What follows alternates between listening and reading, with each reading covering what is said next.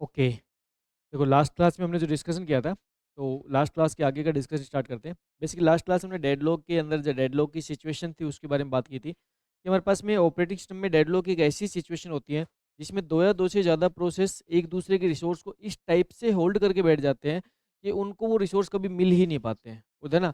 Deadlock की जो situation होती है, इसके अंदर जो प्रोसेस की जो वेटिंग होती है, इन्फिनाइट वेटिंग होती है। मतलब वो जो सिचुएशन है, उस सिचुएशंस के अंदर वो जो प्रोसेस है वो कभी एग्जीक्यूट हो ही नहीं पाएंगे, क्योंकि वो सिचुएशंस ऐसी होती है जिसमें प्रोसेस के द्वारा उनके जो रिसोर्स हैं उन रिसोर्स को इस टाइप से होल्ड कर लिया गया है कि वो अब रिसोर्स उनको कभी मिल ही नहीं सकते। ठीक है, ये डेडलॉक की सिचुएशन लास्ट क्लास में स्टार्ट की थी। उसके बाद डेडलॉक के अंदर डेडलॉक की जो नेसेसरी कंडीशन थी, जिसमें हम डेडलॉक की करेक्टरिस्टिक्स की बात कर रहे थे, उसकी बात हमने स्टार्ट की थी। वो डेडलॉक की नेसेसरी कंडीशन के रूप में हम चार कंडीशन की बात करते हैं ना। डेडलॉक के लिए नेसेसरी कंडीशन रूप में कौन कौन सी कंडीशन है आपकी? देखो सबसे पहले आपके पास कौन सी है?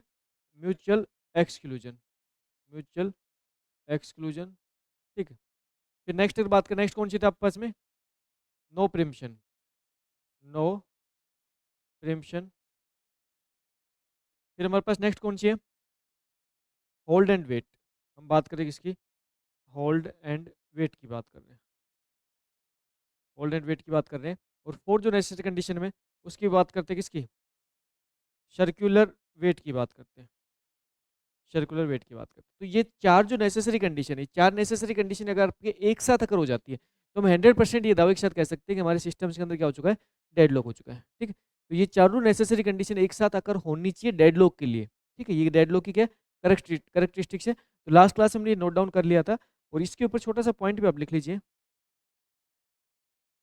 पॉइंट लिख लीजिए, डेडलॉक की चारों कंडीशन, डेडलॉक की ये फोर कंडीशन एक साथ, एक साथ आकर होने पर, होने पर सिस्टम, सिस्टम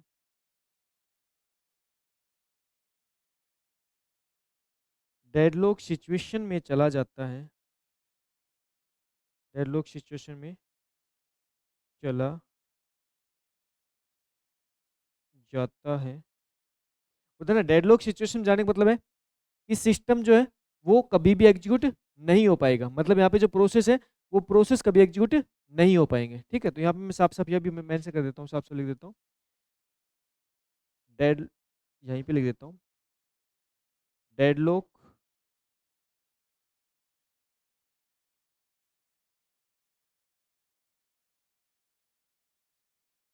डेडलॉक एक, एक इन्फानाइट है ना। डेडलॉक इन इन्फानाइट वेटिंग स्टेट होती है। इन्फानाइट वेटिंग स्टेट होती है। ठीक है, इन्फिनिट वेटिंग स्टेट होती है जिसमें जिसमें आपका सिस्टम कभी आपका उस चीज से बाहर आ ही नहीं सकता। ठीक है। तो डेडलॉक का मतलब होता है कि एक इन्फिनिट वेटिंग होती है ना। स्टारवेशन से एक फाइनाइट वेटिंग होती है ना। स्टारवेशन और डेडलॉक में अगर डिफरेंस की बात करें ना, तो स्टारवेशन फाइनाइट वेटिंग होती है। और फाइनाइट वेटिंग का मतलब है कि वो अपनी बारी का वेट कर रहा है, तो उसकी बारी आएगी। चाहे उसकी बारी फिर, चाहे उसकी बारी कुछ एक लिमिटेड टाइम के बाद, जैसे अगर बात करें तो उसकी बारी चाहे आओ 2 साल बाद, 5 साल बाद, लेकिन हम कह सकते हैं उसकी बारी आ सकती है, संभावना है स्टारवेशन में। डेडलॉक के अंदर सिचुएशन इनफाइनाइट वेटिंग है। यहाँ पे आपका प्रोसेस का एग्जीक्यूशन होगा ही नहीं। यहाँ पे कैसी कैसी वेटिंग है? इनफाइनाइट वेटिंग है। ठीक है, तो ये बेसिक डिफरेंस ध्यान रखना डेडलॉक में और स्टारवेशन में। ठीक है, तो यहाँ पे मैं आपको मेंशन करवा देता हूँ, यहाँ पे मेंशन कर देता हूँ, है ना। Deadlock, deadlock situation, deadlock situation में इनफाइनाइट वेटिंग होती है, ध्यान रखना। यहाँ पे कैसी वेटिंग होती है? इनफाइनाइट वेटिंग होती है। फिर उसके बाद में छोटा सा पॉइंट ध्यान रखना, स्टारवेशन, स्टारवेशन सिचुएशन में फाइनाइट, फाइनाइट वेटिंग होती है।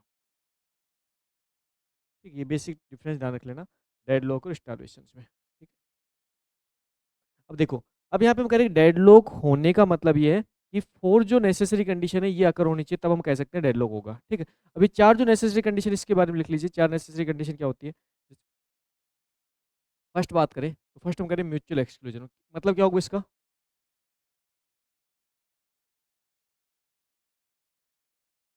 म्यूचुअल एक्सक्लूजन मतलब ये होता है कि हमारे पास में जो रिसोर्स है ना, वो रिसोर्स किस टाइप से होने चाहिए? रिसोर्स हमारे पास में होने चाहिए कैसे?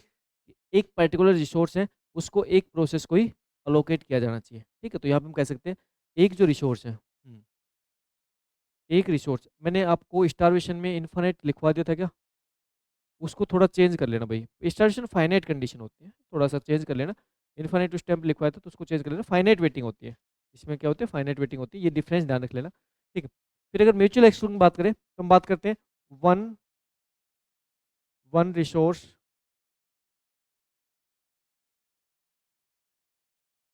One resource one process. ठीक है, तो इसमें आपको छोटा सा पॉइंट ध्यान रखना है कि कम से कम एक रिसोर्स, कम से कम एक रिसोर्स, कम से कम एक रिसोर्स नॉन शेयरेबल होना चाहिए।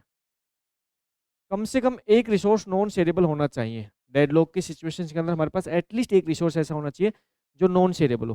ठीक है, जिसके पास एक इंस्टेंस हो, नॉन शेयरेबल हो, जो आपकी किसी एक पर्टिकुलर प्रोसेस को दिया जा सकता है। ठीक है, ये आपको ध्यान रखना चाहिए आपको ना।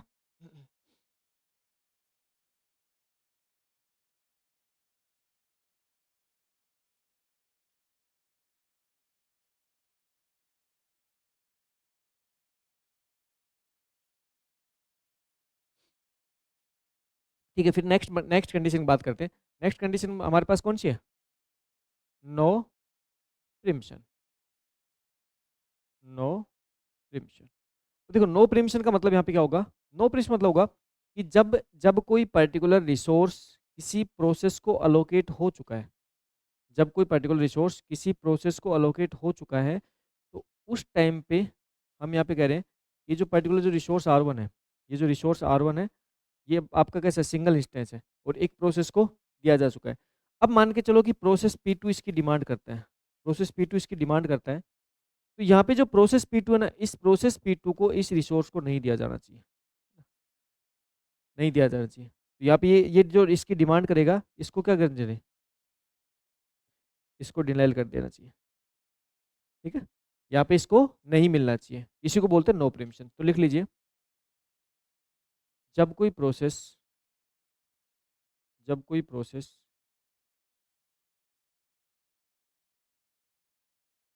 जब कोई प्रोसेस किसी रिसोर्स को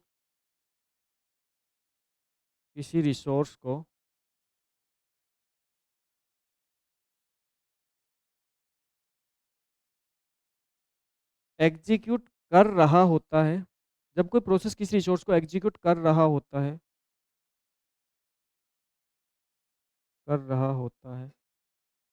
तो तो दूसरे प्रोसेस के द्वारा दूसरे प्रोसेस के द्वारा सेम रिसोर्स की डिमांड करने पर दूसरे प्रोसेस के द्वारा सेम रिसोर्स की डिमांड करने पर सेम रिसोर्स की डिमांड सेम रिसोर्स की डिमांड करने पर उसे उसे डिक्लाइन कर दिया जाना चाहिए, उसे डिक्लाइन कर दिया जाना चाहिए। मतलब कि यहाँ पे दूसरे प्रोसेस को रिसोर्स क्या नहीं करोगे, आप प्रिम्प्ट करके नहीं दोगे। ठीक है, तो आपको साफ साफ ध्यान रखना है, रिसोर्स को रिसोर्स को प्रिम्प्ट रिसोर्स को प्रिम्प्शन करके एक से ज़्यादा रिसोर्स को प्रिम्प्शन करके एक से ज़्यादा प्रोसेस को नहीं दिया जाना चाहिए प्रोसेस को नहीं दिया जाना चाहिए नहीं दिया जाना चाहिए। ठीक है, तो ये पॉइंट आपको ध्यान रखना है कि जब भी हम किसी पर्टिकुलर प्रोसेस की बात करते हैं तो वो प्रोसेस एक पर्टिकुलर रिसोर्स को अगर काम में ले रहा होता है तो सेम रिसोर्स की डिमांड अगर दूसरे प्रोसेस के द्वारा की जाएगी तो आप क्या करो, उसको डिक्लाइन कर दो, उसको डिनाइल करवा दो। उस रिसोर्स को आप क्या नहीं करोगे, शेयर नहीं करोगे, प्रिम्प्ट करके उस रिसोर्स को आप दूसरे प्रोसेस को लोकेट नहीं करोगे। ये सेकंड कंडीशन है। थर्ड बात करते हैं हम, होल्ड एंड वेट। थर्ड हम बात करते हैं hold and wait. Hold and wait का नाम से पता लगेगा क्या होगा भाई। होल्ड एंड वेट में क्या होगा, होल्ड एंड वेट में होगा क्या, प्रोसेस क्या करेगा, एक पर्टिकुलर रिसोर्स को तो होल्ड करके बैठ जाएगा और दूसरे रिसोर्स की वेट करेगा। तो यहाँ पे क्या होगा कि हमारे पास, मान चलो हम बात कर रहे हैं कि हमारे पास में एक कोई रिसोर्स है, एक कोई रिसोर्स है, ठीक है। तो यहाँ पे हो क्या रहा है, मान के चलो ये प्रोसेस है, इस प्रोसेस को एक रिसोर्स R1 मिल चुका है, ये क्या है, ये अलोकेट हो चुका है, अलोकेट हो चुका है। लेकिन इसको एग्जीक्यूट होने के लिए रिसोर्स R2 भी चाहिए, एग्जीक्यूट होने के लिए क्या चाहिए, R2 भी चाहिए। इसकी ये क्या कर रहे हैं, इसकी डिमांड कर रहे हैं, इसके कर रहे हैं डिमांड। इसको बोलते हैं hold and wait situation. Process process के द्वारा प्रोसेस के द्वारा किसी एक रिसोर्स को किसी एक रिसोर्स को प्रोसेस के द्वारा किसी एक रिसोर्स को होल्ड कर लिया गया है, एक रिसोर्स को होल्ड कर लिया गया है, कर लिया गया है और और प्रोसेस एग्जीक्यूट होने के लिए एग्जीक्यूट होने के लिए दूसरे रिसोर्स का दूसरे रिसोर्स का वेट कर रहा है, वेट कर रहा है। ठीक है, तो यहाँ पे सिंपल सा कॉन्सेप्ट ये कि प्रोसेस के द्वारा एक रिसोर्स तो होल्ड कर लिया गया और दूसरे क्या कर रहे हैं, डिमांड कर रहे हैं। तो इसको हम बोलते हैं होल्ड एंड वेट। ये कंडीशन आपकी थर्ड कंडीशन होगी। और फोर्थ कंडीशन रूप में बोलते हैं हम circular wait. Fourth condition group में क्या बोलते हैं, सर्कुलर वेट।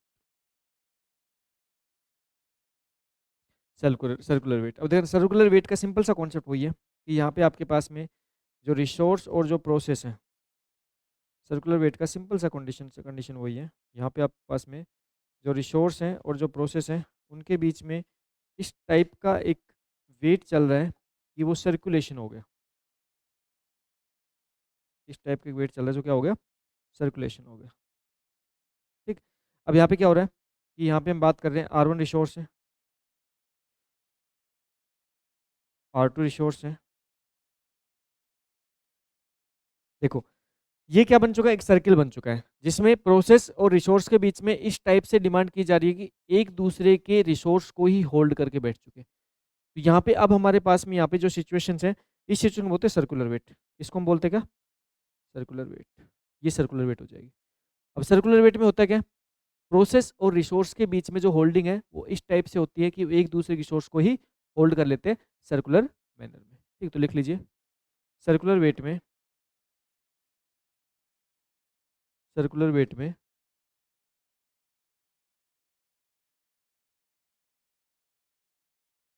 सर्कुलर वेट में प्रोसेस एक दूसरे के रिसोर्स को एक दूसरे के रिसोर्स को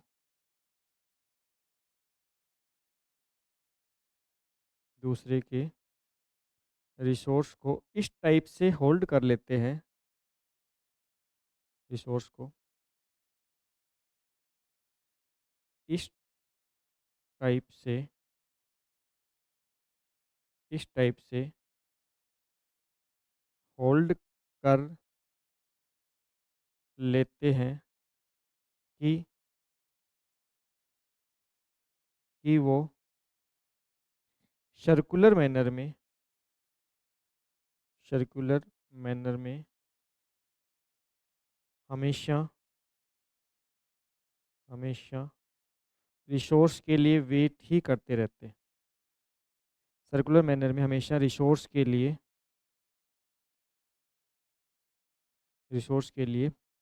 वेट वेट ही करते रहते हैं। ठीक है, तो यहाँ पे हमारे पास में जो प्रोसेस और जो रिसोर्स है उनके बीच में इस टाइप से हम होल्ड करके बैठ जाएंगे कि वो एक दूसरे के रिसोर्स का वेट ही करते रह जाएंगे, जिसको हम बोलते हैं सर्कुलर वेट। ठीक, देन ये चार जो कंडीशन है, ये चार कंडीशन को हम बोलते हैं डेड लॉक की नेसेसरी कंडीशन। अब इनके ऊपर सबसे बेसिक जो एग्जांपल बेसिक जो क्वेश्चन बनता है, वो बेसिक क्वेश्चन ये बनता है कि जो आपके चार जो नेसेसरी कंडीशन है उसमें या तो ये पूछ लेगा कि डेड लॉक की चार नेसेसरी कंडीशन कौन कौन सी होती है या फिर कौन कौन सी नहीं होती, इनमें से कौन सी नहीं होती, सबसे बेसिक क्वेश्चन बनता है। उसके अलावा फिर इन जो आपकी चारों कंडीशन है इसके ऊपर आपके थोड़ा सा डेप्थ लेवल तक के क्वेश्चंस पूछेगा, तो आप फिर आपसे डेफिनेशन पूछ लेगा किसी भी एक कंडीशन की। तो ये तो हमारे पास क्या हो गया, तो डेडलॉक की चार कंडीशन होगी जिसको हम डेडलॉक की करेक्टरिस्टिक कहते हैं। अब फिर इनका सोल्यूशन क्या है, भाई हमारे पास में डेडलॉक होता है, डेडलॉक का सोल्यूशन क्या है, तो हम बात करते हैं किसका, डेडलॉक के सोल्यूशन की बात करते हैं। तो देखो डेडलॉक के सॉल्यूशन के रूप में हम जनरली तीन चार टाइप के सॉल्यूशंस की बात करते हैं, लेकिन डेडलॉक का सबसे अच्छा सॉल्यूशन क्या है, डेडलॉक का सबसे अच्छा सॉल्यूशन क्या माना जाता है, बताओ, आप बीटेक पढ़ के आए हो। सॉल्यूशन रूप में हमारे पास ऐसे तीन चार सॉल्यूशन है, लेकिन सबसे अच्छा सॉल्यूशन क्या माना जाता है, सबसे बेस्ट सॉल्यूशन क्या माना जाता है, डेडलॉक हो गया तो उसका सबसे बेस्ट सॉल्यूशन क्या माना जाता है, जैसे विंडोज यूनिक्स जो आपके फॉलो करती है वो किस सॉल्यूशन फॉलो करती है। जैसे अगर बात करें डेडलॉक सॉल्यूशन बात करें तो हम सॉल्यूशन बात करते हैं तो हमारे पास डेडलॉक सॉल्यूशन डेडलॉक प्रिवेंशन, इसकी बात करते हैं, डेडलॉक प्रिवेंशन। डेडलॉक प्रिवेंशन देखो नाम से पता है, डेडलॉक का प्रिवेंशन मतलब डेडलॉक की रोकथाम, डेडलॉक होने से डेडलॉक को हमें क्या करना है, रोकथाम करना है, बचाना है। ठीक, अच्छा, उसके बाद नेक्स्ट होता है डेडलॉक अवॉइडेंस, डेडलॉक अवॉइडेंस है ना, डेडलॉक अवॉइडेंस के ऊपर एग्जाम में बहुत बार क्वेश्चन बनता है। फिर डेडलॉक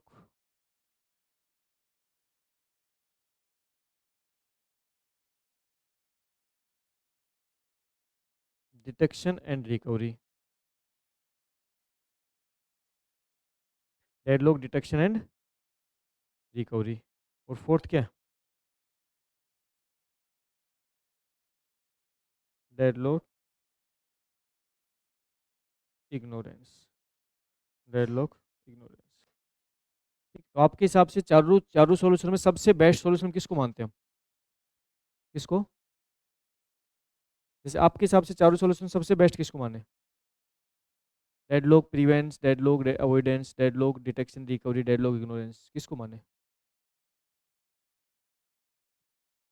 देखो डेडलॉक प्रिवेंशन मतलब रोकथाम है, यहाँ पे हमारे पास क्या होते हैं, ये तो हम डेडलॉक को क्या करते हैं, डेडलॉक को रोकथाम की बात करते हैं।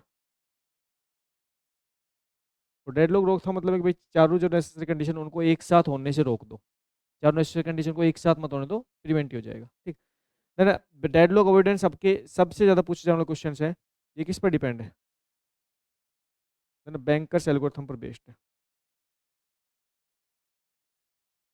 बैंकर्स एल्गोरिथम बेस्ड है, सबसे ज्यादा एग्जाम पूछे जाने क्वेश्चन है डेडलॉक अवॉइडेंस किस पर बेस्ड होता है, deadlock avoidance bankers algorithm based एक टेक्निक होती है, सबसे ज्यादा फ्रिक्वेंटली एग्जाम में क्वेश्चन बनता है, हर बार क्वेश्चन आपको देखने को मिल ही जाता है लगभग, ये वाला क्वेश्चन। ठीक, फिर उसके बाद डेडलॉक डिटेक्शन एंड रिकवरी की बात करते हैं। ये कहता है डेडलॉक पहले होने दो फिर रिकवर करेंगे। ये कहता है पहले डेडलॉक क्या करो, डेडलॉक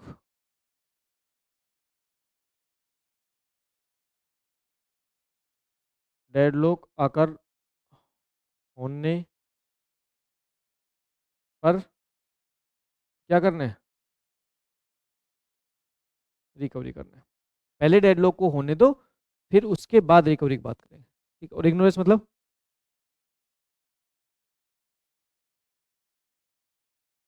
इग्नोर डेडलॉक,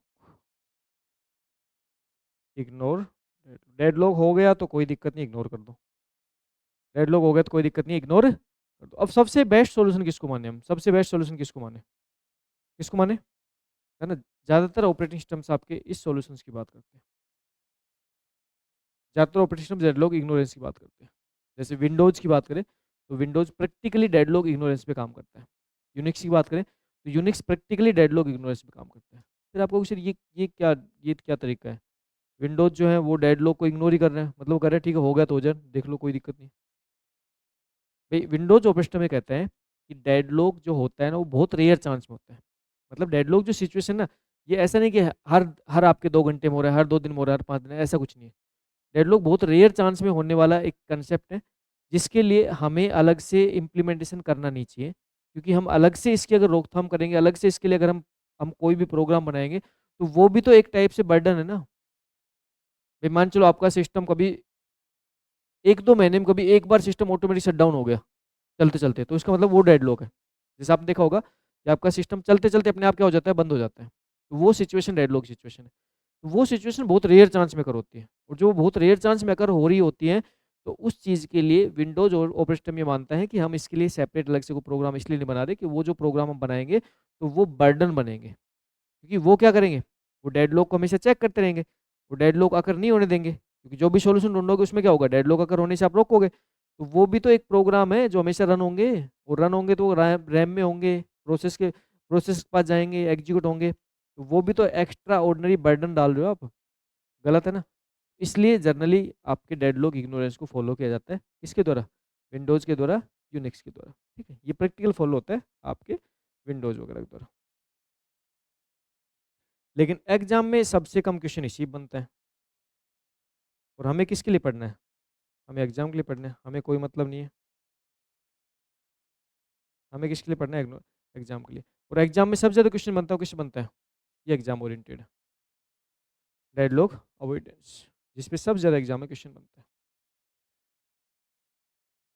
अब स्टार्ट करते हैं, सबसे पहले डेडलॉक के प्रिवेंशन से बात करते हैं।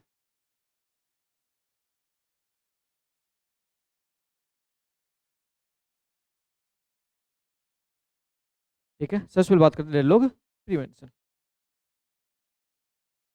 देखो भाई, सबसे पहला जो आपका सॉल्यूशन है जिसमें हम डेडलॉक प्रिवेंशन की बात कर रहे हैं, तो डेडलॉक प्रिवेंशन में बेसिकली हम सॉल्यूशन किस टाइप से करते हैं। अगर डेडलॉक प्रिवेंशन की बात करें तो डेडलॉक प्रिवेंशन में बेसिक हम सॉल्यूशन किस टाइप से करते हैं भाई, किस टाइप से सॉल्यूशन देने वाले हो आप यहाँ पे सॉल्यूशन इस टाइप देने वाले हो कि आपके पास में डेडलॉक की जो चारों नेसेसरी कंडीशन है उनको आपको एक साथ होने से रोकना है। भाई सिंपल सी बात है, डेडलॉक होने के लिए डेडलॉक की चारों नेसेसरी कंडीशन एक साथ अगर होनी चाहिए, और डेडलॉक प्रिवेंशन ही कहता है कि डेडलॉक की चारों नेसेसरी कंडीशन को एक साथ होने से रोकना है। ठीक है, तो लिखो पहला पॉइंट, डेडलॉक की चारों नेसेसरी कंडीशन को एक साथ होने से रोका जाता है। डेडलॉक प्रिवेंशन में डेडलॉक प्रिवेंशन में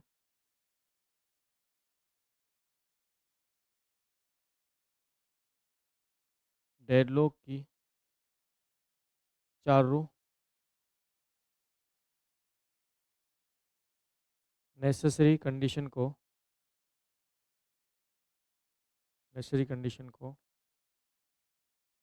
एक साथ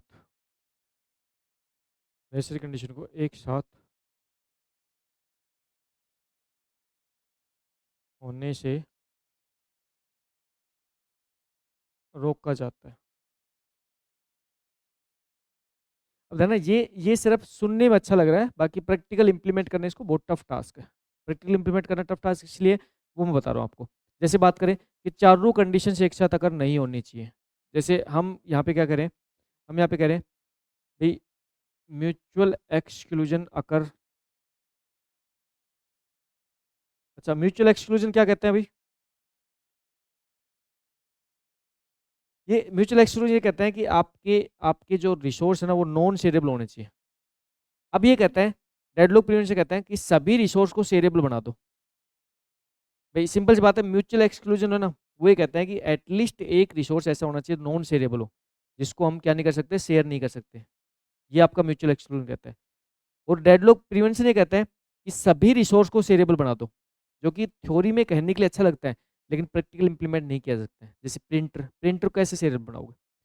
एक बार में एक ही पर्सन प्रिंटर काम में ले सकता है, शेयरेबल नहीं हो सकता। शेयरेबल नहीं हो सकता, तो इसका मतलब है कि ये सिर्फ हम सिर्फ क्या करते हैं यहाँ पे, इसको थ्योरी कॉन्सेप्ट पढ़ते हैं, प्रैक्टिकल इंप्लीमेंट करना इसका डायरेक्टली पॉसिबल नहीं है। तो यहाँ पे लिख लीजिए,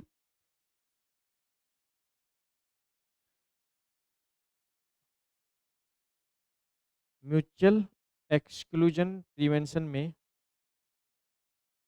म्यूचुअल एक्सक्लूजन प्रिवेंशन में सभी रिसोर्स, सभी रिसोर्सेज को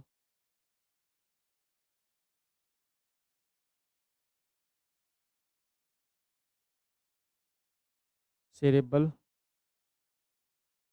बना दिया जाता है।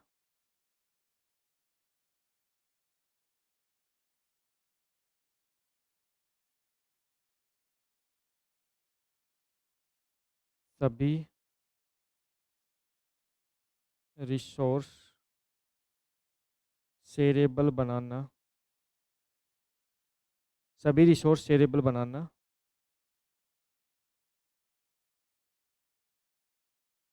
प्रैक्टिकली, प्रैक्टिकली पॉसिबल नहीं है। सभी रिसोर्स को शेयरेबल बनाना भाई प्रैक्टिकल पॉसिबल नहीं है। एग्जाम्पल लिख लीजिए, प्रिंटर हो गया। आप प्रिंटर को शेयरेबल नहीं बना सकते, आप प्रिंटर को शेयरेबल नहीं बना सकते। ठीक है, तो सिर्फ और सिर्फ ये कहने के लिए है, बट आप ऐसा कर नहीं पाओगे। दूसरे कौन से है भाई? No preemption.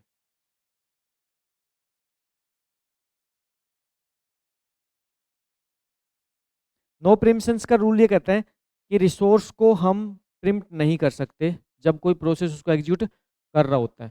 प्रिवेंशन ये कहता है कि सारे के सारे रिसोर्स को कैसे बनाओ, प्रिमिटिव बनाओ। सभी रिसोर्स प्रिमिटिव होने चाहिए। सभी रिसोर्स क्या होने चाहिए? प्रिमिटिव होने चाहिए। लिख लीजिए, सभी रिसोर्स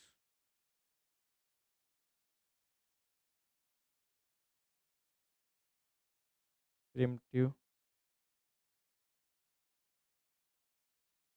होने, ये भी सेम कंडीशन है, सिर्फ थ्योरेटिकल पॉसिबल है। थ्योरी में हम कह सकते हैं कि ये चीज़ पॉसिबल है, प्रैक्टिकल पॉसिबल नहीं है। प्रैक्टिकल आप ये कर ही नहीं पाओगे, प्रैक्टिकल आप कर ही नहीं पाओगे, प्रैक्टिकल ये चीज़ पॉसिबल नहीं है।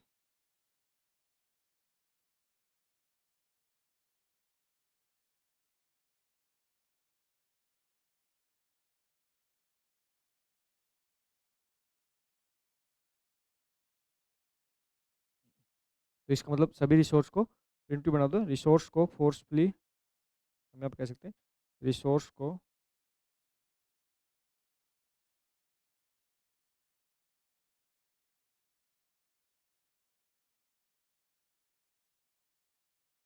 फोर्सफुली डीअलोकेट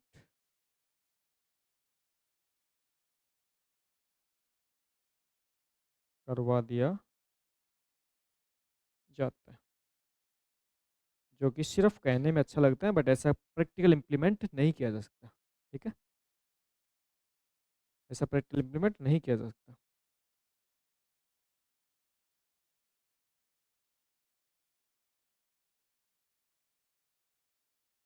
हम्म, देखो नेक्स्ट हम बात करते हैं होल्ड एंड वेट।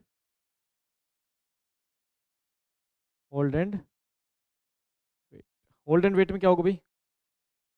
देखो नाम से पता है, होल्ड एंड वेट मतलब कि हम क्या करेंगे यहाँ पे, एक रिसोर्स को होल्ड करके बैठ जाएंगे, दूसरे का वेट करते रहेंगे। तो ये कहता है कि ऐसा मत होने दो। प्रिवेंशन ये कहता है कि जब भी कोई प्रोसेस एग्जीक्यूट होने के लिए जाएगा ना, तो उसको सबसे पहले सारे रिसोर्स अलोकेट करवा दो। प्रोसेस को प्रायोर सभी रिसोर्स अलोकेट करवाओ एग्जीक्यूट होने से पहले। एक साथ उसको सारे रिसोर्स दे दो एग्जीक्यूट होने से पहले। ठीक है, तो लिख लीजिए, प्रोसेस को एग्जीक्यूट होने से पहले, प्रोसेस को एग्जीक्यूट होने से पहले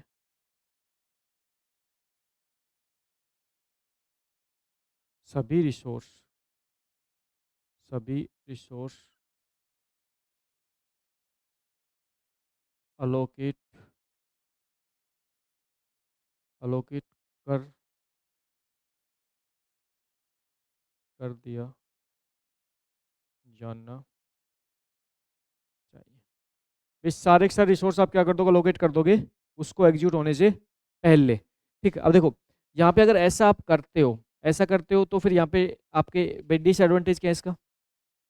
अगर सभी रिसोर्स आप प्रोसेस को प्रायोर दे देते हो, उसको एग्जीक्यूट होने से पहले उसको प्रायोर, उसको सभी रिसोर्स दे देते हो, तो इसका डिसएडवांटेज क्या है?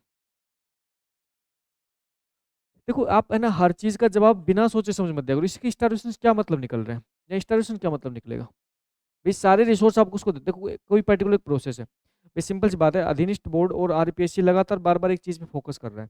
और वो चीज फोकस क्या कर रहा है? वो चीज फोकस कर रहा है कि भाई आप अभी रिसर्च ओरिएंटेड पेपर्स के बेस पे आप एग्जाम दो। मतलब रिसर्च ओरिएंटेड पेपर का मतलब है कि हम ऐसे टाइप के पेपर बनाएंगे जिसमें आपको क्वेश्चंस का आंसर देने से पहले आपको सोचना पड़ेगा। और क्वेश्चंस का आंसर देने से पहले अगर आपको सोचना पड़ेगा तो फिर आपको नॉलेज होनी चाहिए। परफेक्ट वे होते हैं कि आपको प्रायर नॉलेज होनी चाहिए, तभी आप आंसर उसका दे पाओगे। अब मैं यहाँ पे कह रहा हूँ कि मान चलो यही यही मान चलो यही क्वेश्चन आ गया कि होल्ड एंड वेट जो होता है उसको हम प्रिम्प्ट करने के लिए हम प्रोसेस को सभी रिसोर्स एक साथ अलोकेट कर देते हैं। तो इसका डिसएडवांटेज क्या होगा? इसका डिसएडवांटेज क्या होगा? जैसे यहाँ पे प्रोसेस P1 है, इस प्रोसेस P1 को एग्जीक्यूट के लिए, इस प्रोसेस P1 को एग्जीक्यूट के लिए कितने रिसोर्स चाहिए? जैसे मान चलो 100 रिसोर्स की नीड है, 100 रिसोर्स की क्या नीड है?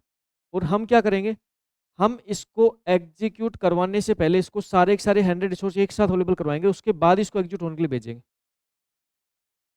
इसको सभी 100 रिसोर्स हम एक साथ पहले अवेलेबल करवाएंगे, फिर इसको एग्जीक्यूट होने के लिए भेज देंगे। तो यहाँ पे इसका डिसएडवांटेज क्या हो जाएगा, नुकसान क्या हो जाएगा इसका? भाई जैसे थ्रोपुट्स की बात की, ठीक है, वहां तक अच्छी बात है, थ्रोपुट्स कम हो जाएगा, मतलब हम ये कह रहे हैं कि सीपीयू की यूटिलाइजेशन बहुत ज़्यादा कम हो जाएगा। तो सिस्टम यूटिलाइजेशन हम क्या कर रहे हैं, बहुत कम कर रहे हैं। क्यों? क्योंकि ये जो 100 रिसोर्स है ना, ये इसको एक साथ नहीं चाहिए। किसी भी प्रोसेस को एक साथ सभी रिसोर्स की नीड नहीं होती है, लेकिन आप एक साथ उसको सारे के सारे रिसोर्स दे रहे हो, जो कि आप क्या कर रहे हो, जो कि आप सिस्टम का यूटिलाइजेशन क्या कर रहे हो, आप डाउन कर रहे हो। आप प्रॉपर यूटिलाइज नहीं कर पा रहे, क्योंकि रिसोर्स जो होते हैं ना, वो बहुत सारे रिसोर्स ऐसे होते हैं सेरेबल रिसोर्स होते हैं, और हम सेरेबल रिसोर्स के रूप में हम उसका यूटिलाइजेशन प्रॉपर करते हैं।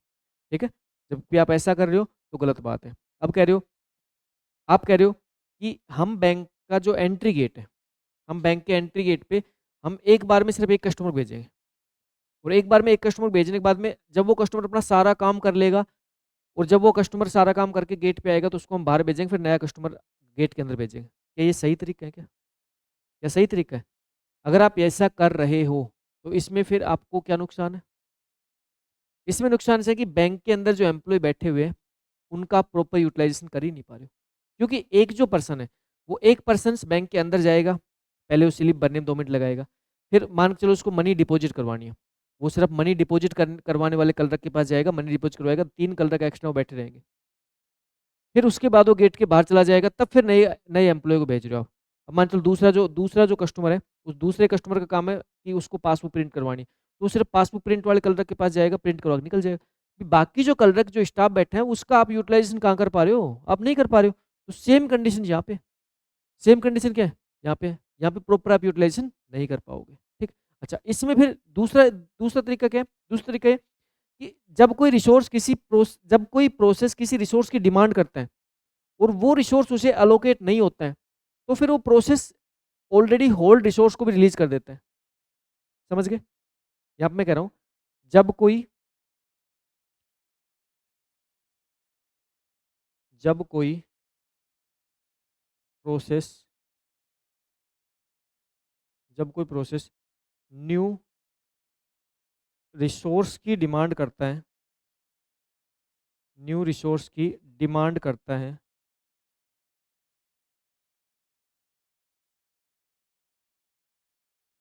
और और वह रिसोर्स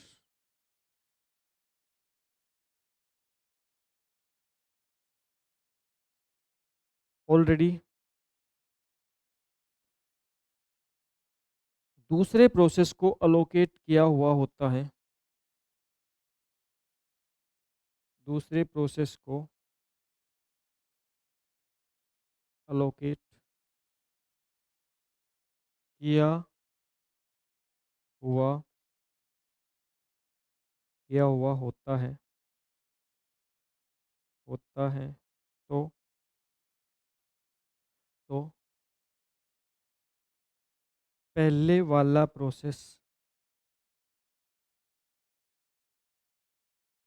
ऑलरेडी पहले वाला प्रोसेस ऑलरेडी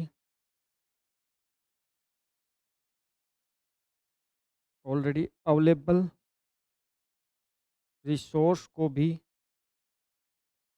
रिसोर्स को भी ऑलरेडी अवेलेबल रिसोर्स को भी क्या कर देता है, रिलीज कर देता है,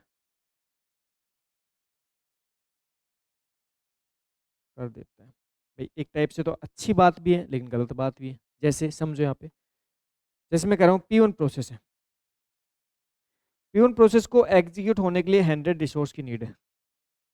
100 रिसोर्स क्या है इसको, नीडेड है। ठीक है, अब इसने देखो इसकी फर्स्ट रिक्वेस्ट है, इसकी फर्स्ट रिक्वेस्ट है, और फर्स्ट रिक्वेस्ट के टाइम पे इसने क्या किया, इसकी फर्स्ट रिक्वेस्ट टाइम पे क्या किया, फर्स्ट रिक्वेस्ट टाइम पे इसको कितने कितने रिसोर्स मिल चुके, इसको 10 रिसोर्स, इसको फर्स्ट रिक्वेस्ट टाइम पे इसको मान चलो इसको कितने रिसोर्स, 80 रिसोर्स मिल चुके। और ये क्या कर रहे हैं, ये 20 रिसोर्स की डिमांड कर रहे हैं। ये तो इसके पास क्या हो चुका, अवेलेबल हो चुके। और ये क्या कर रहे हैं, ये डिमांड कर रहे हैं। अगर ये 20 इसको नहीं मिलेंगे, अगर ये 20 इसको नहीं मिलेंगे तो फिर क्या होगा, 80 क्या कर देंगे, रिलीज कर देगा। 80 क्या कर देगा, रिलीज कर देगा। मतलब इसको अगर 20 नहीं मिले ना तो 80 को भी क्या कर देगा, रिलीज कर देगा, छोड़ देगा। ठीक, अब मान चलो ये सेकंड बार रिक्वेस्ट करते हैं, ये दूसरी बार रिक्वेस्ट करते हैं, सेकंड रिक्वेस्ट करते हैं। और सेकंड रिक्वेस्ट में क्या हुआ इसके पास में, P1 प्रोसेस के पास में कितने रिसोर्स इसको मिल चुके हैं, मान चलो इसको 50 रिसोर्स मिल चुके हैं। ये तो इसके पास अवेलेबल हो चुके हैं। और ये नेक्स्ट डिमांड किसकी कर रहे हैं, 50 क्या कर रहे हैं, डिमांड कर रहे हैं। अब इसको 50 नहीं मिले भाई, इसको 50 नहीं मिले तो ये इनको क्या कर देगा, रिलीज कर देगा। तो अगर ये ऐसी सिचुएशंस में लगातार करता रहा तो क्या हो जाएगा, अगर ये लगातार इसी सिचुएशंस में फंस गया तो क्या हो जाएगा, अब स्टारवेशन होगा। अब आप वाला आंसर दो, अब क्या होगा, स्टारवेशन होगा। इस टाइप से अगर ये लगातार फंसता रहा तो स्टारवेशन हो जाएगा, है ना। होल्ड एंड वेट के अंदर बेसिकली आपके पास में दोनों ही चीज होती है। एक तो क्या होता है, यूटिलाइजेशन डाउन हो जाता है, स्टारवेशन प्रॉब्लम हो सकती है। तो इसका जो डिसएडवांटेज है ना वो दोनों ही है। लेकिन ऊपर वाले क्वेश्चन का आंसर आपका क्या था, रिसोर्स का प्रॉपर यूटिलाइजेशन नहीं होना। ठीक है, और नीचे वाले क्वेश्चन का आंसर क्या है, स्टारवेशन। तो अगर ऐसा लगातार होता रहा तो क्या होगा, लगातार स्टारवेशन। तो यहाँ पे लिख देता हूँ आपको, देखो इसकी बात करें, इसकी बात करें तो अब क्या होगा,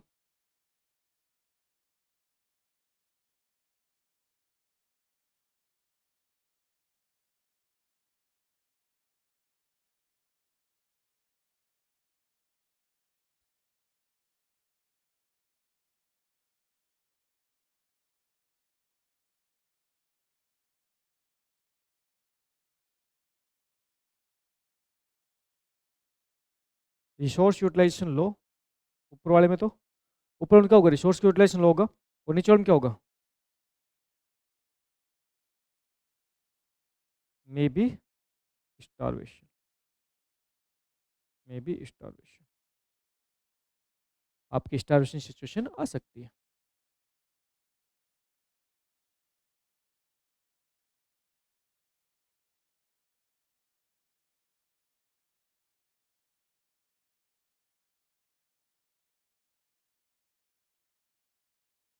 हम्म, ठीक है। तो यहाँ पे आपको प्रिवेंशन के अंदर आपको होल्ड एंड वेट का concept clear. Hold and wait में कोई कंफ्यूजन थोड़ी है। होल्ड एंड वेट को प्रिवेंशन करने का मतलब ये है कि यहाँ पे आप किस टाइप से इसको रोकथाम कर सकते हो, होल्ड एंड वेट को कैसे रोक सकते हो। भाई सिंपल सी बात देखो, यहाँ पे प्रिवेंशन का कॉन्सेप्ट का मतलब ये है कि आपको डेडलॉक की चारों कंडीशंस को एक साथ अगर नहीं होने देना। अब चारों कंडीशन एक साथ अगर नहीं होने देने में हम क्या करेंगे, हम एक एक कंडीशंस को रोकने की बात करेंगे। जैसे हम बात करें होल्ड एंड वेट को हमें नहीं होने देना, तो होल्ड एंड वेट में होता क्या है, प्रोसेस किसी एक रिसोर्स को तो लेके बैठ जाता है और दूसरे रिसोर्स की डिमांड करता है, इसको बोलते हैं होल्ड एंड वेट। अब हमें इसको रोकना कैसे है, या तो प्रोसेस को स्टार्टिंग में ही सारे रिसोर्स दे दो। जब उसको स्टार्टिंग में ही सारे रिसोर्स एक साथ दे दोगे तो फिर होल्ड एंड वेट होगा ही नहीं। क्यों? क्योंकि सारे रिसोर्स उसको एक साथ अवेलेबल हो जाएंगे, वो वेट करेगा नहीं किसी का। अच्छा, या तो ये काम कर दो, या फिर दूसरा क्या काम करो कि जब प्रोसेस के पास ऑलरेडी रिसोर्स अवेलेबल हो चुके हैं लेकिन वो नए रिसोर्स की डिमांड कर रहा है और नए रिसोर्स उसको नहीं मिल रहे, तो पुराने रिसोर्स क्या करो, रिलीज कर दो। भाई नए नहीं मिल रहे तो पुराने रिलीज कर दो, जिससे पुराने किसी दूसरे प्रोसेस काम आ जाएंगे। लेकिन अगर ये कंडीशंस बार बार अगर होती रही तो स्टार्वेशन हो सकता है, और ऊपर वाले में जो रिसोर्स का यूटिलाइजेशन है वेरी डाउन हो जाता है, बहुत ज़्यादा कम हो जाता है। फिर नेक्स्ट होता है सर्कुलर वेट।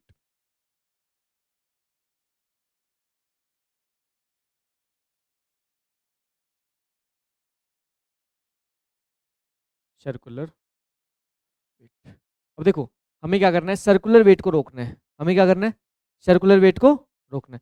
तो सर्कुलर वेट को रोकने के लिए यहाँ पे कहा जाता है, सर्कुलर वेट को रोकने के यहाँ पे कहा जाता है भी रिसोर्स को आप क्या करो, एक फिक्स ऑर्डर में अवेलेबल करवाओ। रिसोर्स क्या करो, एक फिक्स ऑर्डर में प्रोसेस को अवेलेबल करवाओ, जिससे कि सर्कुलर वेट की सिचुएशन ना हो। रिसोर्स क्या करो, एक फिक्स ऑर्डर में अवेलेबल करवाओ। इस पॉइंट को समझना है यहाँ पे कहना क्या चाहता हूँ मैं। देखो, अब सर्कुलर वेट हो क्यों रहा है कि भाई ये जो प्रोसेस है ये एक रिसोर्स को तो क्या कर रहा है, होल्ड कर रहा है, दूसरे रिसोर्स की डिमांड कर रहा है। ये प्रोसेस एक रिसोर्स को तो होल्ड कर रहा है, दूसरी डिमांड कर रहा है। ये आपका सर्कुलर वेट हो गया। इसको रोकने के लिए हम क्या कर रहे हैं, इसको रोकने के लिए हम कह रहे हैं भाई जो आपके पास में जो रिसोर्स है ना, इन रिसोर्स को एक ऑर्डर में प्रोसेस को अवेलेबल करवा जाना चाहिए। ठीक है? जैसे समझो, एक बार पॉइंट समझो। रिसोर्स को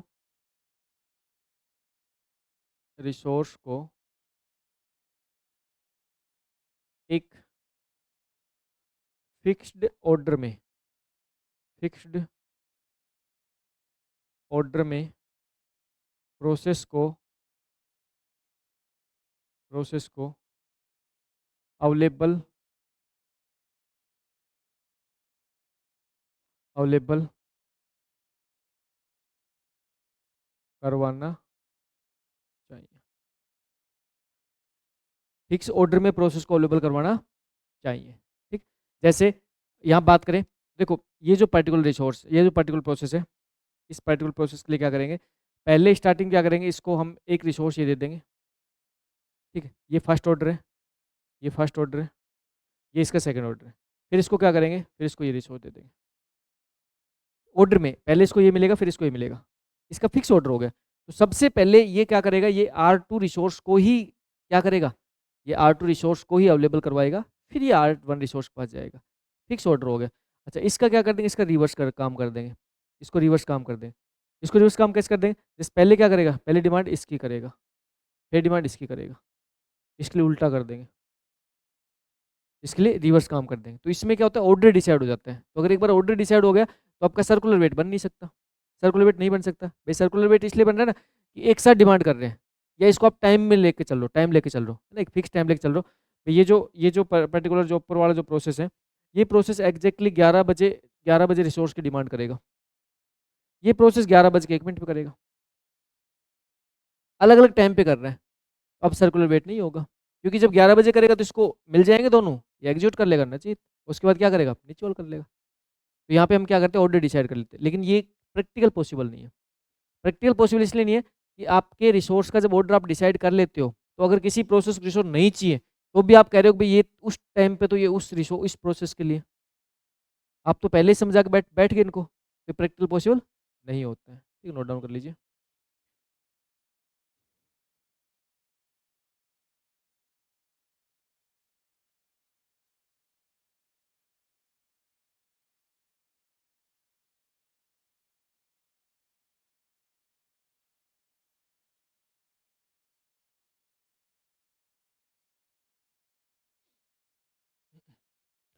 छोटा सा पॉइंट यहाँ पे और लिख लीजिए।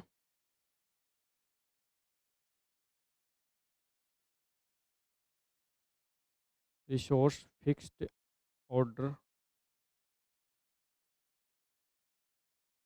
लाइक R1, R2, R3 में प्रोसेस को अलोकेट किए जाने चाहिए।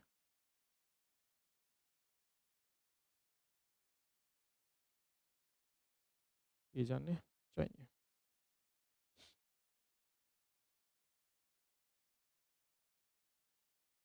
ठीक है, तो ये आपके सबसे पहले आपका जो डेडलॉक का सॉल्यूशन है वो कौन से डेडलॉक का प्रिवेंशन है। डेडलॉक का फर्स्ट सॉल्यूशन के रूप में डेडलॉक के प्रिवेंशन की बात करते हैं। तो प्रिवेंशन के रूप में आपको करना क्या होता है, आपको सिर्फ एक काम करना होता है, डेडलॉक की चारों कंडीशन को एक साथ अगर नहीं होने देना। ठीक है, ये प्रिवेंशन। उसके बाद बात करें डेडलॉक अवॉइडेंस की।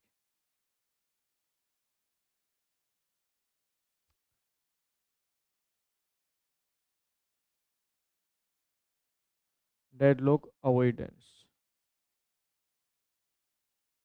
इस कॉन्सेप्ट को बहुत अच्छे से समझना, एग्जाम में सबसे ज़्यादा क्वेश्चन इससे बनते हैं भाई, एग्जाम के लिए बहुत इंपॉर्टेंट है। ठीक। अच्छा, डेडलॉक अवॉइडेंस में बेसिकली होता क्या है, सबसे पहले तो हम बात करते हैं डेडलॉक अवॉइडेंस के लिए बैंकर्स एल्गोरिथम को काम में लिया जाता है। पहला पॉइंट तो सीधा सीधा ये लिखो, पहला पॉइंट लिखो, डेडलॉक अवॉइडेंस के लिए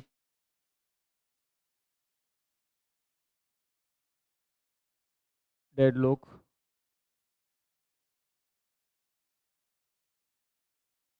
अवॉइडेंस के लिए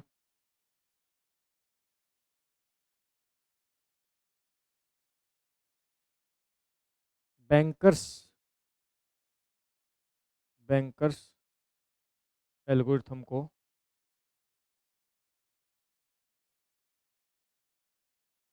काम में लिया जाता है। ठीक है भाई, यहाँ पे आपके पास में एक एल्गोरिथम होती है, इसको बोलते हैं बैंकर्स एल्गोरिथम। तो भाई डेडलॉक अवॉइडेंस जो है ना, ये बेस्ड किस पर होता है, ये आपके बैंकर्स एल्गोरिथम पर बेस्ड होता है। एग्जाम में सबसे ज़्यादा पूछे जाने वाला क्वेश्चन है ये वाला। ठीक। अच्छा, इसमें करते क्या, इसमें हम क्या करते हैं, इसमें हम बैंकर्स एल्गोरिथम की हेल्प से सिस्टम की सेफ और अनसेफ स्टेट चेक करते हैं। बैंकर्स एल्गोरिथम की हेल्प से सिस्टम की सेफ और अनसेफ स्टेट चेक करते हैं। सिस्टम अगर सेफ स्टेट में होता है तो हम ये कह सकते हैं कि डेडलॉक नहीं होगा। अनसेफ स्टेट में हमें कुछ नहीं पता, हो भी सकता है नहीं भी हो सकता है। तो लिखो, अगला पॉइंट लिखो, डेडलॉक अवॉइडेंस में डेडलॉक अवॉइडेंस में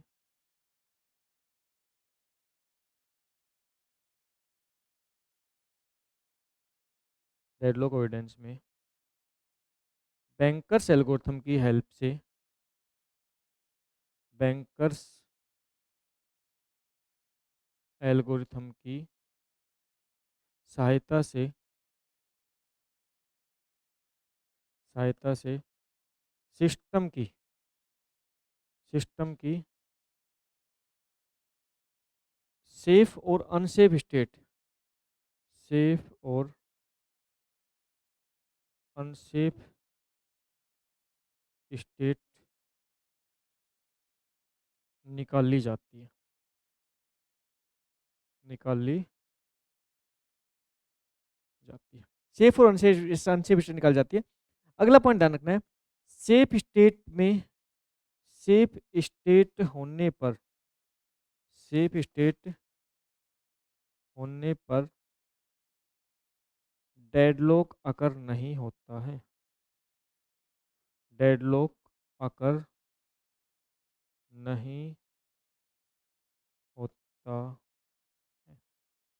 मतलब कि यहाँ पे क्या करेंगे, यहाँ पे सिस्टम को मतलब प्रोसेस को रिसोर्स अलोकेट करने से पहले हम क्या करेंगे, उसकी सेफ और अनसेफ स्टेट चेक करेंगे हर बार। यहाँ पे हम क्या करते हैं, सेफ स्टेट होने पर डेडलॉक नहीं होता है। अनसेफ स्टेट होने पर अनसेफ स्टेट होने पर अनसेफ स्टेट होने पर मे मे और मे नोट पॉसिबल मे और मे नॉट पॉसिबल डेडलॉक, मतलब कुछ नहीं कह सकते, हो भी सकता है और नहीं भी हो सकता। अभी हम दोनों ही सिचुएशन, मतलब दोनों ही कंडीशंस के बारे में कह रहे हैं यहाँ पे। हो भी सकता है और नहीं हो सकता, मे और मे नॉट पॉसिबल डेडलॉक। हो भी सकता है और नहीं भी हो सकता है। मतलब आपको करना क्या होगा, हर बार हर बार प्रोसेस को रिसोर्स अलोकेट करने से पहले, हर बार प्रोसेस को रिसोर्स अलोकेट करने से पहले, रिसोर्स अलोकेट, हर बार प्रोसेस को रिसोर्स अलोकेट,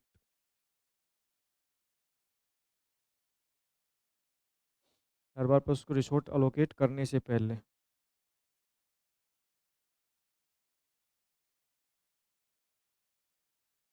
सेफ और अनसेफ स्टेट, सेफ और अनसेफ, सेफ और अनसेफ स्टेट चेक की जाती है।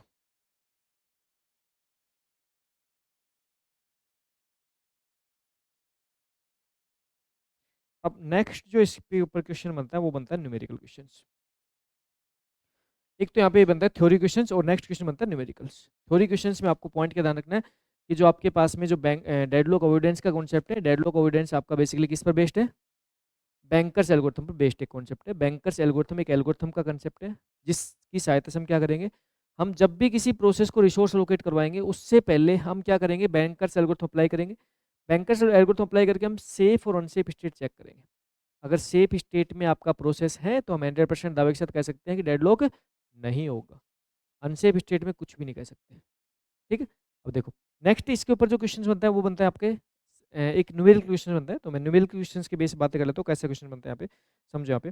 देखो यहाँ पे आपको क्वेश्चंस के रूप में मैं आपको यहाँ पे दे देता हूँ, क्वेश्चंस कैसे देते हैं आपको वही लेता हूँ आपको। क्वेश्चन इस टाइप देगा आपको, जैसे आप कहेगा कि थ्री प्रोसेस है, थ्री प्रोसेस है,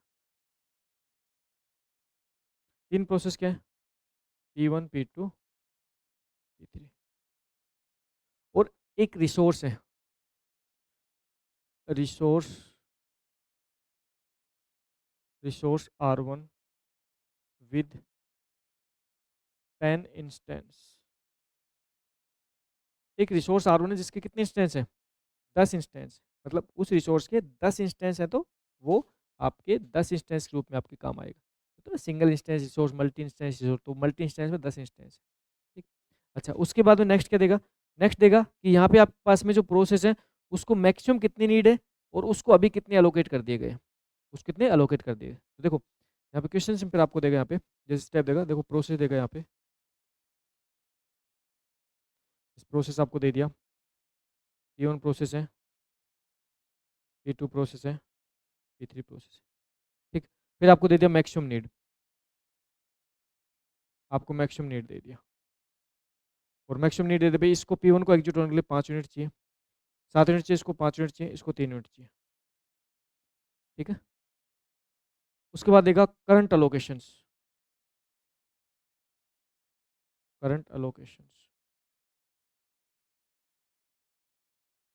तो करंट अलोकेशंस क्या क्या समझो, देखो इसको करंटली किसके कितने अलोकेट किए गए, इसको भी आपके 4 लोकेट कर दिए गए करंटली, इसको 3 कर दिए गए और इसको 2 कर दिए गए। ये क्या कर दिए गए, अलोकेट कर दिए गए। ठीक, ये आपके अलोकेट कर दिए गए। ठीक। अच्छा अब उसके बाद करते हैं रिमेनिंग नीड,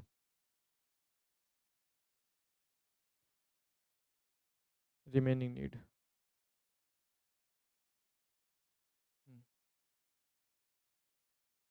देखो अब देखो remaining need, remaining need calculate करने का हमारे पास क्या है, फॉर्मूला होता है। रिमेनिंग नीड का मतलब है एक कोई पर्टिकुलर प्रोसेस है, उस प्रोसेस को एग्जीक्यूट होने के लिए मैक्सिमम कितने रिसोर्स चाहिए, रिसोर्स R1 रिसोर्स के 7 इंस्टेंस चाहिए मैक्सिमम। चार उसको पहले से मिले हुए, चार उसको पहले से मिले हुए, तो अब उसको रिमेनिंग कितने की जरूरत है, 3 की जरूरत है। तो रिमेनिंग नीड क्या हो जाएगी, मैक्सिमम नीड। देखो रिमेनिंग नीड का फॉर्मूला क्या हो जाएगा, maximum need minus current allocation. इस फॉर्मूला के ऊपर भी एग्जाम में क्वेश्चन पूछा हुआ है, current allocation, current allocations, maximum need minus current allocations, ये आपका रिमेनिंग नीड का फॉर्मूला बन जाएगा। ठीक। अच्छा करंट अच्छा, अलोकेशन अलोकेशन लिख दिया क्या? करंट अलोकेशन, करंट अलोकेशन, ठीक है, ये आपको फॉर्मूला बन जाएगा। अब रिमेनिंग नीड बताओ मुझे, इसमें आर P1 की रिमेनिंग नीड कितनी बचेगी? ठीक है, इसकी रिमेनिंग नीड कितनी बचेगी? 2। और इसकी रिमेनिंग नीड कितनी बचेगी? अच्छा, अभी अभी हमारे पास में जो रिसोर्स है उसके कितने इंस्टेंस अवेलेबल है? तो रिसोर्स के कितने इंस्टेंस अवेलेबल है अभी आपके पास में? तो देखो, 10 में से करंटली 4 तो दे दिए P1 को, 3 दे दिए P2 को, 2 दे दिए P3 को। तो टोटल टोटल अलोकेट कितने हैं? टोटल अलोकेट कितने हैं भाई? टोटल अलोकेट तो कितने हैं? 9। और अभी अवेलेबल अवेलेबल कितने हैं? R1 available, R1 instance available, instance available. बताओ भाई अवेलेबल कितने हैं भाई? अवेलेबल है कितने? एक इंस्टेंस R1 का अवेलेबल है। तो क्या हम यहाँ पे किसी एक पर्टिकुलर प्रोसेस को एग्जीक्यूट करवा सकते हैं? किसको एग्जीक्यूट करवा सकते हैं? है ना, P1 को एग्जीक्यूट करवाने के लिए 3 इंस्टेंस चाहिए, P2 को 2 इंस्टेंस चाहिए, P3 को 1 इंस्टेंस। तो हम यहाँ पे क्या कर सकते हैं? हम यहाँ पे P3 को एग्जीक्यूट करवा सकते हैं। तो सबसे पहले क्या करोगे? सबसे पहले आपको यही काम करना है, सबसे पहले आपको P3 को एग्जीक्यूट करना है। P3 का एग्जीक्यूशन, अब देखो एग्जीक्यूशन सीक्वेंस की बात कर लेते हैं, है ना। एग्जाम में आपको हर एक पॉइंट्स पे क्वेश्चन बनता है, और जिसमें सबसे ज़्यादा क्वेश्चन बनता है एग्जीक्यूशन सीक्वेंस पे। किस पे क्वेश्चन बनता है? एग्जीक्यूशन सीक्वेंस पे। एग्जीक्यूशन सीक्वेंस सबसे पहले किसको एग्जीक्यूट करेंगे? P3 को एग्जीक्यूट करेंगे। किसको करेंगे? P3 को एग्जीक्यूट कर दो भाई। P3 को जब एग्जीक्यूट कर दिया जाएगा, P3 को एग्जीक्यूट कर दिया जाएगा, तो हमारे पास में अब उसके बाद में कितने रिसोर्स अवेलेबल हो जाएंगे? कितने? है ना, ये फ्री हो जाएंगे, तो कितने अवेलेबल हो जाएंगे? कितने अवेलेबल हो जाएंगे? 3 अवेलेबल, है ना। भाई सिंपल सी बात है, जब भी कोई प्रोसेस एग्जीक्यूशन कंप्लीट करता है तो वो रिसोर्स को रिलीज कर देता है। और रिसोर्स रिलीज वो कौन से वाले करेगा? जो उसके पास अवेलेबल है, करंटली उसके पास जो अवेलेबल है उन रिसोर्स को रिलीज कर देगा। तो उन रिसोर्स को रिलीज करेगा, तो कितने रिसोर्स रिलीज करेगा ये? 2 रिसोर्स रिलीज कर देगा। अब 2 जो रिसोर्स रिलीज कर देगा, तो अब हमारे पास में एक पहले से था, 2 अवेलेबल हो गए। R1 के 3 इंस्टेंस हमारे पास में अवेलेबल हो चुके हैं। अब हम नेक्स्ट किस प्रोसेस को एग्जीक्यूट करवा सकते हैं? अब देना नेक्स्ट, चाहे P2 करवा लो चाहे P1 करवा लो, तो कोई दिक्कत नहीं है। नेक्स्ट आप P2 करवाओगे तो P2 भी हो जाएगा, P1 करवाओगे तो P1 हो जाएगा। तो नेक्स्ट हम क्या कर सकते हैं? नेक्स्ट हम मान चलो हमने किसको करवा दिया? P2 करवा दिया। किसको करवा दिया? P2। अब नेक्स्ट P2 करवा दिया, तो P2 करवाने के बाद में अब अवेलेबल कितने हो गए? कितने हो गए? 6 अवेलेबल हो गए। और फिर हमने किसको करवा दिया? फिर हमने P1 करवा दिया, फिर हमने P1 करवा दिया। सही बात है। एक तो सीक्वेंस ये हो गया। एक सीक्वेंस इसमें ये भी हो सकता है। एक सीक्वेंस क्या हो सकता है? सबसे पहले P3, फिर कौन? P1, और फिर कौन? है ना, सबसे ज्यादा एग्जाम में क्वेश्चन बनता है इसके एग्जीक्यूशन सीक्वेंस में। एग्जाम में सिंपल सा क्वेश्चन देगा आपको। देखो, जो मैंने आपको ये जो पर्टिकुलर जो मैंने ग्रीन पेन यूज किया हुआ है, इससे जो लिखा हुआ पार्ट है ये तो क्वेश्चंस का फॉर्मेट है। उसके बाद आपसे पूछेगा कि सेफ स्टेट अनसेफ स्टेट है, और अगर सेफ स्टेट है तो एग्जीक्यूशन सीक्वेंस बताओ। सेफ स्टेट है तो एग्जीक्यूशन सीक्वेंस बताओ। तो एग्जीक्यूशन सीक्वेंस 2 अवेलेबल है। सबसे पहले P3 करो एग्जीक्यूट, फिर P2 करो, P1 करवाओ, या फिर P3 P1 P2 को एग्जीक्यूट करवाओ। और यहाँ पे हमारे पास में ये जो पर्टिकुलर स्टेट्स हैं, इस स्टेट में हम कह सकते हैं कि यहाँ पे सिस्टम सेफ स्टेट में मौजूद है। ठीक है, नोट डाउन कर लीजिए।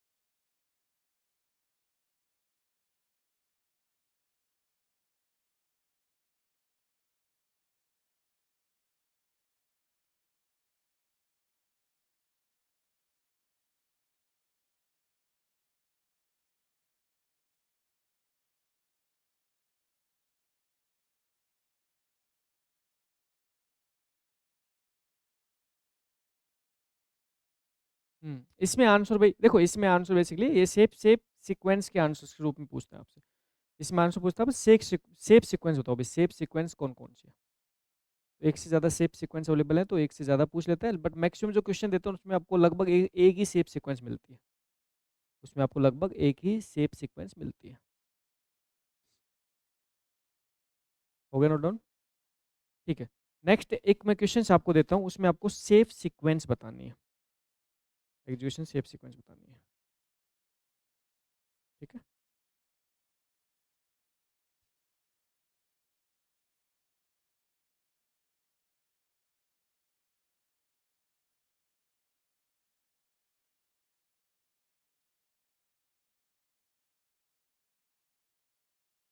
हम्म, देखो, यहाँ पे अगर बात करें तो हमारे पास में हम नेक्स्ट जो कॉन्सेप्ट बात करते हैं, नेक्स्ट कॉन्सेप्ट बात करते हैं कि करंटली अलोकेट है आपके 3, 2 और 2। अब आपको इस क्वेश्चंस की सेफ सीक्वेंस एग्जीक्यूशन सीक्वेंस निकालनी है। जो सेफ एग्जीक्यूशन सीक्वेंस है वो आपको घर से निकाल लेके आनी है। जितनी पॉसिबल एग्जीक्यूशन सेफ सीक्वेंस है वो सब घर से निकाल लेके आओगे। ठीक। उसके बाद में नेक्स्ट जो क्वेश्चन देता है उसमें आपको एक से ज़्यादा इंस्टेंस देता है रिसोर्स के। जैसे वो एक से ज़्यादा रिसोर्स देता है। अब जैसे यहाँ पे तो आपके क्या आपके पास क्या दे दिया, सिर्फ एक प्रोसेस है, सिंगल प्रोसेस है, और उसके लिए आपके पास R1 रिसोर्स है, उसके इंस्टेंस है। अब आप क्या देगा, एक से ज़्यादा प्रोसेस देगा। देखो ये कहेगा P1 P2 P3 तीन प्रोसेस है। उन प्रोसेस को एग्जीक्यूट होने के लिए R1 R2 R3 अलग अलग रिसोर्स देगा। R1 के इतने इंस्टेंस चाहिए, R2 के इतने इंस्टेंस चाहिए, R3 के इतने इंस्टेंस चाहिए। सेम ही क्वेश्चन बनता है। उसमें सिर्फ इतना सा होता है कि आपके पास में एक से ज़्यादा आपके पास में क्या होते हैं, रिसोर्स होते हैं, और उनके अलग अलग क्या होते हैं, इंस्टेंस होते हैं। जैसे मैं क्वेश्चंस ले लेता हूँ, इस क्वेश्चंस को मैं आपको यहाँ पे आपको अभी आपको असाइनमेंट रूप में देता हूँ, आप नेक्स्ट क्लास में इसको करके ले आना। जिसमें हम एक से ज़्यादा किसकी बात कर रहे हैं, एक से ज़्यादा मतलब रिसोर्स की बात कर रहे हैं। रिसोर्स हमारे पास एक से ज़्यादा अवेलेबल है। तो मैं आपको एक क्वेश्चन और दे देता हूँ, जिसमें आपको यहाँ पे करके कर लेना 3 प्रोसेस है।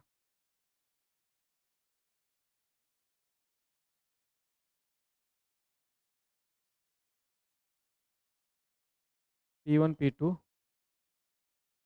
P3। ठीक है। और 3 रिसोर्स हमारे पास में, 3 रिसोर्स है। R1 R2 और R3। ठीक है। R1 R2 R3 के मैं इंस्टेंस बता देता हूँ। इसके मान चलो 10 इंस्टेंस है, इसके 7 इंस्टेंस है, इसके 5 इंस्टेंस है। ठीक है। इसके 7 है, इसके 10 है, इसके कितने 5 इंस्टेंस है। इस टाइप से इसके इंस्टेंस है। ठीक। अच्छा, उसके बाद में प्रोसेस के बाद में बता देता हूँ।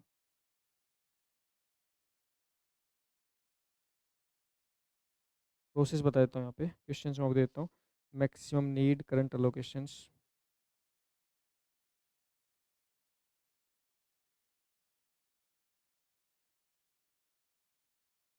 ठीक है।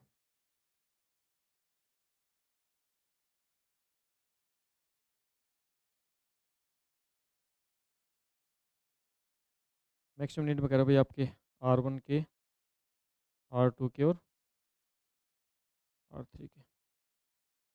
इसको मैक्सिमम R1 के चाहिए कितने, इसको चाहिए 5, इसको चाहिए R1 के 3, इसको चाहिए 4। ठीक, इसको चाहिए 3, इसको चाहिए 5, इसको चाहिए 2, इसको चाहिए 7, इसको चाहिए 2, इसको चाहिए 3। ठीक, ये तो मैक्सिमम नीड होगी। Current allocations, current allocations.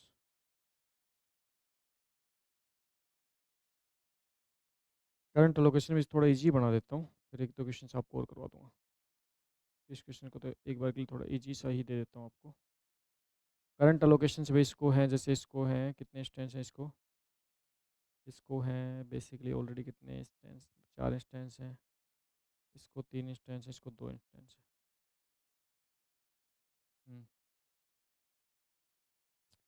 इसके लिए है यहाँ पे, इसको 2 इंस्टेंस है, 2 इंस्टेंस है, 2 इंस्टेंस है। ठीक है।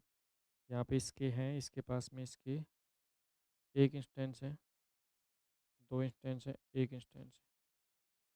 ठीक है।